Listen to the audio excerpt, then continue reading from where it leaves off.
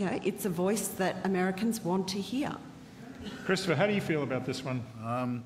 Well, as someone who's brought up in Fleet Street, I can't get very excited about the idea of bias in newspapers. I mean, the British press, and I've even noticed some tendencies to this sort in Australia, can be extremely partisan, and you would be a bloody fool if you didn't know what political party the newspaper you were reading supported, and if that wasn't reflected in its coverage. I can't get too virginal or too maidenly in my disapproval of this kind of thing.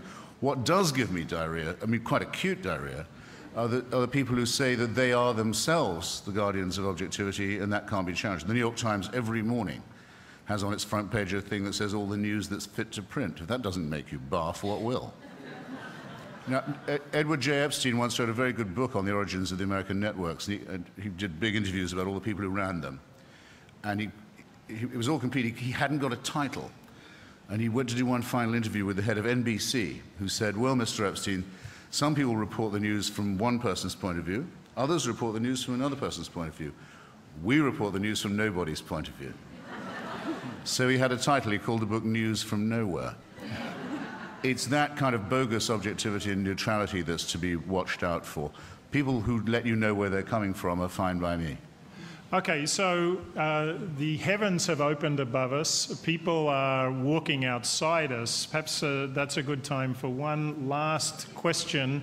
I don't know how I've done in my sweep here, but I think we would come back to the front here. And how about the gentleman in the front row? Beg your pardon? All right, the gentleman I can barely see in the back of the room. Last question. Please shout. Ma'am. I cannot hear you, I'm sorry. I can. He's saying there's a question for Comrade Hitchens. Oh, there we go. I have ears like a bat for that kind of thing. Your antenna raises on Comrade Hitchens? Okay. But you might give it some welly, sir. Yeah. Produce it up a bit. Against all odds, I have to say.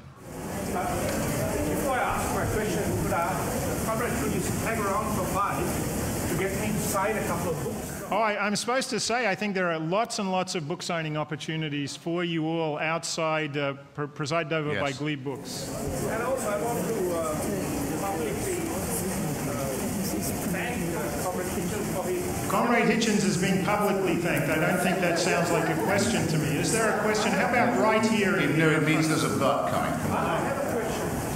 Okay, last chance. Going once, going twice. On Obama's lack of leadership on Arizona, offensive legislation against Spanish-speaking, basically Spanish-speaking people. Yeah, I think we said basically nothing about it. Yeah, well, I think the panel actually did just refer to it. The US Congress is reintroducing legislation provoked by the Arizona legislation, which I think many people in the United States find repugnant.